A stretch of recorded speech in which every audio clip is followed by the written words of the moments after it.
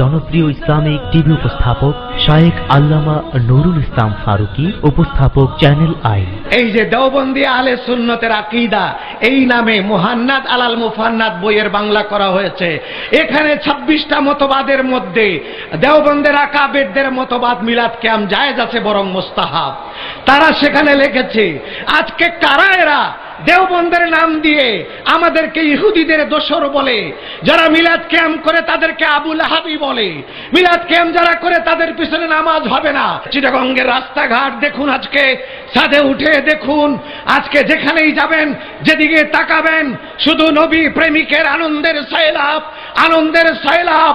তাতে প্রমাণ হচ্ছে কি, এই চিটাগঙ্গে শুধু আপনারা নন, আপনাদের সঙ্গে এখানে যারা আছেন তাদের সঙ্গে, যারা জুলুস করতেছে রাস্তায় তাদের সঙ্গে, গোটা চিটাগাংবাসীর সঙ্গে আজকে শুধু আপনারা রয়েছেন তাই নয়, হুজুর কেবলা থাকেন শুধু তাই নয়, নিঃসন্দেহে আপনাদের সাথে আজকে আমাদের সাথে এই চিটাগঙ্গে এই ময়দানে আল্লামা শ্রীকোটি হাজির আছেন, আমাদের সঙ্গে তৈয়ব শাহ কেবলা হাজির আছেন। সেখানেই শেষ নয়, আমাদের সাথে এই চিটাগঙ্গে দয়াল নবী সশরীরে উপস্থিত আছেন বলে এই লক্ষ কোটি জনতার মনের জোয়ার কেউ দাবায় রাখতে পারবে না। নবী পাক সাল্লাল্লাহু আলাইহি ওয়াসাল্লাম বলেছেন, আমি ভয় পাই না আমার উম্মত শিরক করবে, কিন্তু আমি ভয় পাই আমার উম্মত আমাকে বাজে কথা বলবে, কষ্টদায়ক কথা বলবে। সেটা প্রতীয়মান হলো সেই দিন আব্দুল্লাহ ইবনে উবাই ইবনে সালুলের নায়েবে আমির আব্দুল্লাহ ইবনে যুলখুয়াইসারা হুনাইনের যুদ্ধের সময় রাসূলুল্লাহকে লক্ষ্য করে বলেছিলেন, এতগুলো স্বর্ণ আপনার আত্মীয়কে দিয়ে দিলেন, আমরা কেউ পেলাম না, ইত্তাকিল্লাহ ইয়া রাসূলুল্লাহ মা আনসাফতা, আপনি আল্লাহকে ভয় করেন ইয়া রাসূল, আপনি ইনসাফ করেন নাই। হযরত ওমর বললেন, এযাল্লি ইয়া রাসূলুল্লাহ আন উকতালা উনুকাহু, আমাকে হুকুম দেন আমি মালাউনের গর্দান ফেলে দেব। আল্লাহর নবী বললেন, ওমর ওর দিক তাকায় দেখো, গর্দান ফেলে দেওয়া লাগবে না, আমি ভবিষ্যৎবাণী করছি এই লোকের গোষ্ঠী কিয়ামত পর্যন্ত পৃথিবীর রন্ধ্রে রন্ধ্রে যাবে, চিটাগঙ্গ তার থেকে বাদ থাকবে না। তাদের লক্ষণ হবে তারা পরহেজগার হবে, তাদের দাড়ি থাকবে, তারা মোষ কামাবে, মাথা নেড়া করবে, লম্বা দাড়ি করবে, হাঁটুর নিচে লুঙ্গি পরবে, তারা নামাজ পড়বে, কপালে নামাজের দাগ থাকবে, তারা তেলাওয়াত করবে, তারা মুত্তাকি হবে, তারা পরহেজগার হবে। তারে পরহেজগারির কাছে ওমর তোমার পরহেজগারি তুচ্ছ, তারা এতই বড় পরহেজগার হবে কিন্তু ইসলাম তাদের গলার নিচে যাবে না।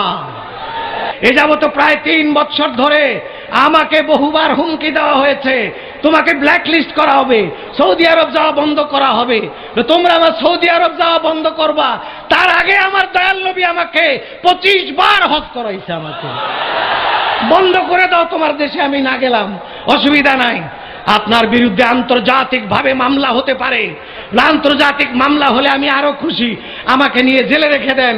আমি আন্তর্জাতিক মামলা কেন, আমি গোটা দুনিয়া ছাড়তে পারি, চাকরি ছাড়তে পারি, মান সম্মান ছাড়তে পারি, যদি আমাকে জঙ্গলের কোনো গর্তে বসবাস করতে হয় সেটা আমি রাজি আছি, কিন্তু আমার রাসূলকে আমি বুক থেকে সরাতে পারবো না, আমার রাসূলকে আমি বুঝতে পারবো না।